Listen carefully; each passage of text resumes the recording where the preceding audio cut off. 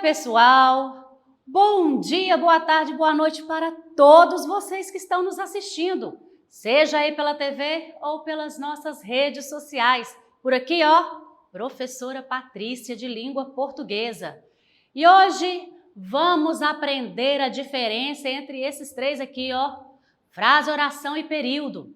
E eu sei que vocês, estudantes aí, costumam confundir, não é mesmo? E é muito importante que entendamos aí a diferença entre esses termos, especialmente quando a gente realiza uma análise sintática. Isso mesmo, quando falamos de frase, oração e período, estamos falando de análise sintática. Mas o que é análise sintática, professora? A palavra sintática, pessoal, vem aí de sintaxe, que estuda o quê? A distribuição das palavras, ou seja, a posição das palavras na frase. E ainda dentro da análise sintática, estudamos as relações e combinações que as palavras estabelecem aí umas com as outras para formar o discurso. Resumindo, a análise sintática relaciona a estrutura de um período que forma o discurso. Muito simples, não é mesmo? Ela divide esse período, ela classifica as orações, identifica a função sintática dos termos de cada oração. Ou seja, ela identifica aí na oração os termos como sujeito, predicado, objeto direto, objeto indireto e por aí vai. Certo até aqui, pessoal? Todo mundo ligado? E para se fazer essa análise sintática, você precisa entender o que é uma frase, o que é uma oração e o que é um período. Hoje conversaremos mais sobre frase, um pouquinho aí sobre oração e falarei brevemente aí sobre período. E vamos começar os trabalhos, pessoal? E eu apresento para vocês a frase. E o que é frase, estudantes? Frase é todo enunciado linguístico que tem sentido completo na fala e na escrita. Então, frase é todo enunciado, é tudo aquilo o que é escrito aí tem sentido. Nesse caso, nós podemos entender frase como a menor unidade comunicativa. E o que eu quero dizer aí com a menor unidade comunicativa? Que nós podemos visualizar frases que são construídas com uma única palavra, seguida sempre de quê, pessoal? Uma pontuação. Justamente para dar o quê? Lembra aí? Expressividade para aquela frase, né? Para que ela não seja somente uma palavra perdida ali naquela oração. Vamos de exemplo? Olha aí para vocês verem. Socorro, atenção, choveu. Todas essas três palavras com pontuação logo em seguida são frases que possuem apenas o quê? Uma palavra. Já aquelas frases que são construídas aí por mais de uma palavra, podem ser divididas em dois grupos que são as frases nominais e as frases verbais. Vamos lá? Frase nominal, como o próprio nome já diz, né, pessoal? É aquela que não tem verbo, ou seja, formada somente por grupos nominais. E o que não há aí a presença do verbo. Claro, né? Frase nominal. Vamos de exemplo? Que estudante esforçado, olha aí para vocês verem, estão vendo? Que estudante esforçado, bom estudo. E agora, José? Olharam aí? Cadê o verbo nesses três exemplos que eu trouxe? Não tem verbo. E isso é que chamamos de frase nominal. Lembrando, pessoal, que esforçado aqui não é verbo, hein? E sim um adjetivo, não confundam aí. E o que é uma frase nominal, então? É aquela que não tem verbo. Agora, as frases verbais são aquelas que possuem o quê? Já sabem, isso mesmo, estudantes, verbos. E nesse caso, os verbos eles podem ser de ligação ou verbos de ação transitivos ou intransitivos. Vamos de exemplo? Mais um aí para nós. Aí, ó, esse estudante é esforçado. Está chovendo muito. Estão olhando aí? Observaram os exemplos? Nesse caso, eu tenho duas frases verbais. Por quê, meu querido estudante? Porque eu tenho um verbo. O verbo ser aí na primeira frase e na segunda frase o verbo estar, certo? Bom, até aqui a gente já aprendeu que frase nominal é aquela que não tem verbo e frase verbal é aquela que tem verbo. E para ser frase precisa ter sentido. Toda frase pode expressar de alguma forma aí emoções, sentimentos, ideias, ordens, apelos, e aí vai 3 pontinhos, porque é muita coisa, não é mesmo? E sabemos que o que marca esse tipo de sentimento, emoção ou intenção do falante é o que chamamos de quê, pessoal? Pontuação. Ou seja, não existe frase sem uma pontuação, seja ela aí uma frase nominal ou frase verbal. A pontuação é que dá ênfase, entonação à fala, à escrita e às intenções do locutor. Agora, quais são os tipos de frases que nós temos, hein, pessoal? Isso mesmo, nós temos a frase declarativa, imperativa, exclamativa, optativa e interrogativa. Vamos começar a falar sobre cada uma delas? Aí, já tá aí, ó. E vamos começar com elas, né? As frases declarativas. E o que temos em uma frase declarativa? Uma declaração. É a constatação de um fato por parte do emissor, que é aquele que diz alguma coisa. Ou seja, são aquelas frases que usamos para afirmar alguma coisa, certo? A frase declarativa, ela pode ser afirmativa ou negativa. Observe os nossos exemplos aí, pessoal. Isso, ó. O curso termina esse ano. A aula termina às 11h30. E eu tenho o quê? 2 afirmações e 2 declarações. Ou seja, eu tenho frases declarativas afirmativas aí.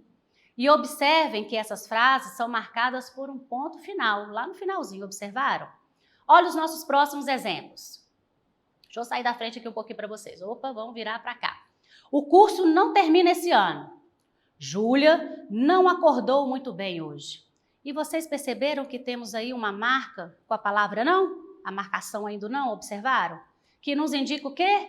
Que é uma frase negativa. Então, nós temos uma frase aí negativa, declarativa, vamos lá, Patrícia, declarativa, negativa. E além das frases declarativas, nós temos o quê, pessoal? As frases imperativas, isso mesmo. E as frases imperativas, elas são usadas quando se pretende dar uma ordem, fazer um apelo, dar uma recomendação a alguém. Normalmente, essas frases imperativas, elas são acompanhadas com ponto final ou ponto de exclamação quando se quer dar maior ênfase aí ao convencimento. E assim como as frases declarativas, as frases imperativas podem ser afirmativas e negativas. Vamos de exemplo para vocês entenderem? Olha lá, faça o almoço, não faça o almoço, viram? Na primeira frase, apresenta-se uma ideia imperativa afirmativa. Olha o verbo, faça, indicando o quê? Uma ordem. E na frase aí, ó, na segunda frase, nós temos o quê? Uma imperativa negativa. Não faça o almoço. Nós temos o verbo fazer no imperativo, junto com a palavra de negação aí, que é não. As frases exclamativas, já mudamos aí de frases, né? Elas também equivalem a um tipo de frase. Claro, né, pessoal? Nesse caso, o emissor da mensagem manifesta emoção, surpresa, a partir da entonação que se apresenta à frase. Ela é sempre marcada por um ponto de exclamação. Vamos lá, olha os exemplos aí, já está tudo aí na tela. Que lindo! Puxa vida! Ótima ideia! E assim como é possível exclamar, né, pessoal? É possível interrogar. E aí vem o próximo tipo de frase, a interrogativa. Nas frases interrogativas, o locutor, que é o falante da mensagem, tem a intenção de interrogar, ou seja, quando o emissor tem a intenção de fazer uma pergunta. Esse tipo de frase é marcada com um ponto de interrogação. Quando for aí uma frase direta, ou ela pode ser indireta, marcada por um ponto final. Olha o nosso primeiro exemplo aí de frase interrogativa direta, pessoal. Tá olhando? Olha aí para vocês verem. Amanda, você quer comer? Uma pergunta direta, não é mesmo? Isso. Eu tenho um vocativo, Amanda, e a pergunta logo em seguida. Você quer comer? Já na frase interrogativa indireta, seria parecida aí com uma entonação de uma afirmativa, porém, pessoal, indicando um questionamento. E nós podemos observar isso no nosso segundo exemplo. Olha aí para vocês verem. Gostaria de saber se você quer comer, Amanda. Nesse caso, eu tenho um ponto final ali na frente, certo? Mas com a marcação de uma pergunta, de uma interrogação. Ela é muito semelhante à intenção da frase anterior aí, ó. Vocês lembram? Amanda, você quer comer? Prestar atenção? Agora, nesse caso, a interrogação ela é indireta. E por último, pessoal, vamos às frases optativas. Isso mesmo, vamos falar de frases optativas, que é o quê? Que é quando o emissor ele tem a intenção de expressar um desejo. São frases exclamativas marcadas, por exemplo, com um ponto de exclamação, por exemplo, né? Vamos lá, olha, aos exemplos. Que Deus te acompanhe, muitas felicidades nessa nova fase. São desejos, ok? E em relação à frase, e é isso. Agora vamos com elas. Vamos de oração. E o que seria oração? Bora, pessoal, o que seria oração? Responde aí. Oração é o enunciado que se organiza em torno de um verbo ou de uma locução verbal.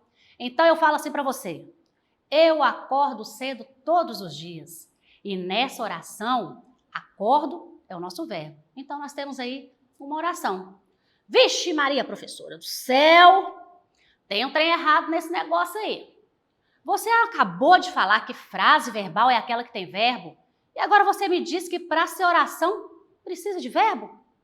Qual que é a diferença, professora, entre frase verbal e oração? Fala para nós aí. Vou falar. Respiraram aí? Acalmaram o coração? Então vamos lá. Para começar, toda oração é considerada frase, porque possui verbo ou uma locução verbal. Ou seja, só não é considerada uma oração aquela frase que não possui verbo. Se eu viro para vocês, estudantes, e digo assim, ó, atenção, é uma frase. Agora, se eu viro para vocês e falo assim, ó, pare, também é uma frase e que tem um verbo, não é mesmo? Eu tenho sentido completo? Sim. Eu posso chamar esse último exemplo de uma oração? Posso. E também posso chamar de frase verbal, porque possui verbo e possui um sentido completo. Então, pessoal, nem toda frase é considerada oração. E por que mesmo? Porque se não tem verbo, não é oração. Mas se tiver verbo, pode ser chamada de oração ou frase verbal. E dependendo aí da relação sintática, nós temos dois tipos de oração. Isso mesmo, não para por aí não. Que são elas, ó, as orações coordenadas e as orações subordinadas. O trem vai começando a complicar, não é mesmo? As orações coordenadas, pessoal, elas são orações independentes, onde não existe aí uma relação sintática entre elas. E por isso, possuem um sentido completo. Olha o nosso exemplo aí ao lado aí. Fomos ao congresso e apresentamos o artigo. Aqui nós temos duas orações. Por quê? Porque há dois verbos. Nossa, professora, então a quantidade de verbos determina quantas orações eu tenho? Sim, pessoal. Se eu tenho 3 verbos, eu tenho 3 orações. No nosso exemplo, fomos ao congresso e apresentamos o artigo, nós temos 2 orações, porque eu tenho 2 verbos. E agora, como eu separo essas orações? Qual que é a primeira oração? Fomos ao congresso. A segunda, apresentamos o artigo. As 2 orações são chamadas de independentes, porque elas apresentam um sentido completo, mesmo estando separadas. Certo até aí? As orações subordinadas, nossa. Essas orações subordinadas, elas são orações dependentes, ou seja, uma depende da outra para ter sentido. Uma está subordinada à outra e por isso não possuem sentido completo. Olha só o nosso exemplo aí. É possível que Juliana não faça a prova. Ouviram? Coitada da Juliana, né? Ei, Juliana danada. Nós temos aí o quê? 2 orações, porque nós temos 2 verbos. Identificaram os verbos aí, pessoal? Isso mesmo. Nós temos o verbo ser e o verbo fazer. Qual a nossa primeira oração aí? Vocês conseguiram identificar? É possível. E a nossa segunda? Que Juliana não faça a prova. Isso. E temos também ainda em oração os termos essenciais da oração. Porque as orações, elas são estruturadas, construídas em torno de um sujeito e de um predicado. Lembra aí o que é um sujeito? É o elemento da oração sobre o qual se declara algo. E o predicado? É a declaração. Declaração, pessoal. É tudo que é falado sobre aquele sujeito. Agora, fiquem tranquilos que sobre esses 2 tipos de orações teremos uma aula dedicada só para elas. E por quê? Porque é um conteúdo longo e que precisamos dedicar uma atenção especial a cada uma. Então, estudantes, nos vemos aí nas aulas de orações coordenadas e orações subordinadas. Combinado? E agora, período. E período? O que seria período, pessoal? Período é como a frase é organizada. Se a oração ela tem apenas um verbo ou uma locução verbal, ela é chamada de período simples. Olha o nosso exemplo aí, ó. Estamos felizes com o resultado. Um verbo, uma oração e um período simples. Só isso. E se temos 2 verbos ou mais locuções aí, verbais também, nós temos um período composto, que é formado por 2 orações ou mais. Gente, muito fácil. Né? Observe o nosso exemplo aí. Começou a gritar enquanto ela ia passando. Nós temos um verbo e uma locução verbal. Quais são? Isso, estudante. O verbo começou e a locução verbal, que é ia passando. Logo, nós temos 2 orações e um período composto. E sobre frase, oração e período, é isso. Espero que vocês tenham anotado tudo aí em casa. E caso tenham perdido alguma coisa, já sabem, acessem as nossas redes sociais. E por hoje é só, pessoal. Agora é com você, estudante. Acesse a plataforma smedgv.com/aluno ou aponte a câmera do seu celular para o QR Code que vai aparecer aqui, ó, no canto da tela. Se inscrevam no nosso canal no YouTube SMED-GV e pratiquem, pessoal, porque é praticando que a gente aprende. Até a próxima e fiquem com Deus!